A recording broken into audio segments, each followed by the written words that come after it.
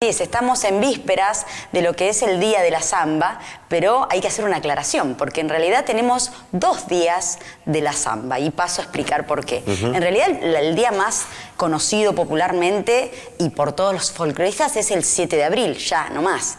En memoria o recordando aquella pieza musical llamada La 7 de abril, que es una samba de las más bellas y de las más interpretadas, de las más antiguas. La primera en haber sido registrada en Sadaic, don Andrés Chazarreta, aquel patriarca del folclore, como se lo conoció, recopilador, maestro, además de compositor. Él cuenta que cuando él nace en 1876 y que su abuela ya la ejecutaba en la guitarra, o sea que estamos hablando de una samba, o por lo menos una melodía que data de mediados del siglo XIX. Sucede que muchos piensan que Chazarreta es su autor de esta pieza musical, porque él al registrarla, bueno, queda, ¿no?, como claro, su nombre en la autoría, pero él esto lo cuenta. Sucede que también, como él le hace los arreglos musicales para que se pueda bailar, Andrés Chazarreta tenía la compañía de arte nativo donde presentaba bailarines y músicos. Ahora vamos a hablar del baile después, sí, porque tienen momentos muy especiales. Sí, es la danza del amor, ¿no? Pero bueno, es muy particular en su forma coreográfica, también tiene una historia muy interesante. Pero bueno, acá el 7 de abril está instituido, como podemos citar a los romanos, en la ley consuetudinaria, bien, como ellos llamaban, porque no está instituido por ley dentro de las efemérides nacionales. Es algo que la gente misma hace ya casi un siglo, porque desde que esta samba se hace popular con Andrés Chazarreta, la toma como para festejar a la samba por el protagonismo también que tiene, ¿no?, este género musical dentro de nuestro folclore.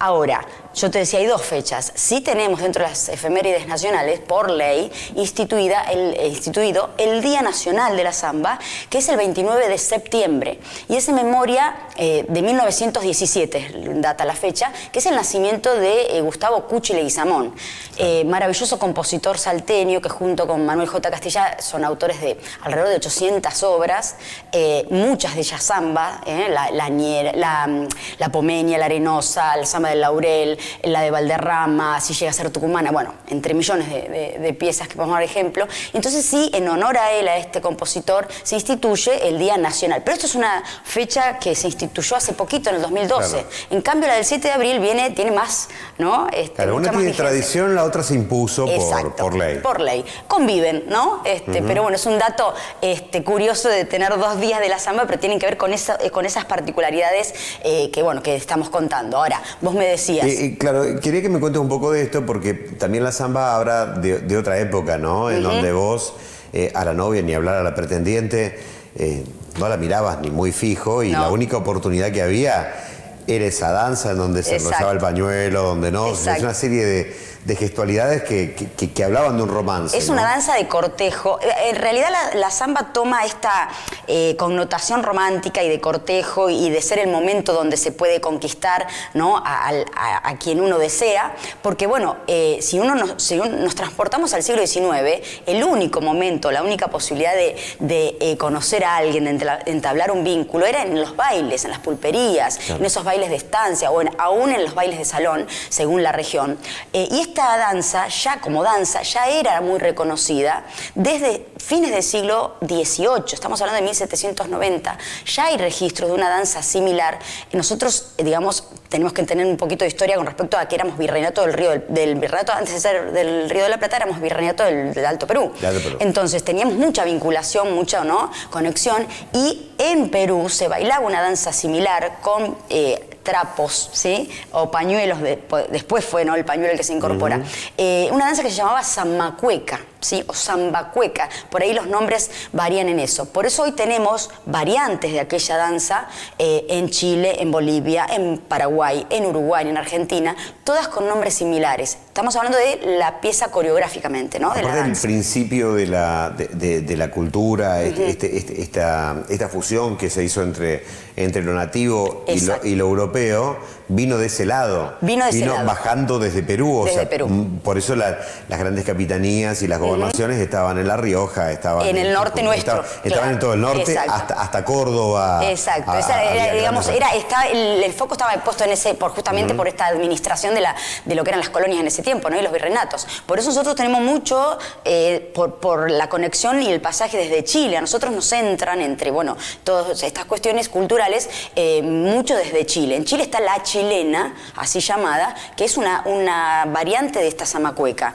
En Bolivia tienen la cueca boliviana, nosotros tenemos también en el norte la cueca colla, la cueca norteña, zambas de todo tipo, samba carpera, esas zambas festivas de Salta. En Cuyo tenemos la cueca cuyana. Todas serían de la familia de lo que hoy llamamos la samba, ¿no? Como estrella o esta danza y música tan identitaria de nuestro folclore. Ahora, esto que me decías vos, era el momento propicio para enamorarse, ¿no? Y el juego del pañuelo, muchos hablan del lenguaje. No es que había un lenguaje o un código, simplemente es que era el vehículo de comunicación, ¿no? De coqueteo, de cortejo entre los bailarines. Entonces, eso se impuso tanto, se sostuvo en el tiempo, por eso también hablamos de una de las danzas y del género musical que más vigencia y en toda nuestra historia. Estamos hablando de más de 200 años de vigencia y otra particularidad, que la samba se baila en todo el territorio. No es como algunas otras danzas que son típicas, bueno, el chamamé litoral, ¿no? Podríamos decir la chacarera en el norte. Hoy, en el siglo XXI, bailamos todo en todos lados, por lo académico, por los festivales, por las competencias. Pero si uno hace un poquito de historia, la samba desde sus inicios, cuando se popularizó en todo el territorio. Enseguida tuvo popularidad. Entonces, eso hace que haya sido que haya tenido esa importancia, ¿no? Ahora bien, llegan los primeros recopiladores, Chazarreta, Manuel Gómez Carrillo. Hay una disputa ahí porque Manuel Gómez Carrillo, otro gran recopilador tucumano, registra otra pieza musical con diferencias en la notación musical, como la 7 de abril, pero lo hace en 1923. Chazarreta ya la había registrado en 1916. Entonces, bueno, se genera un poco ahí la disputa. Y hay un halo de misterio alrededor de por qué el nombre.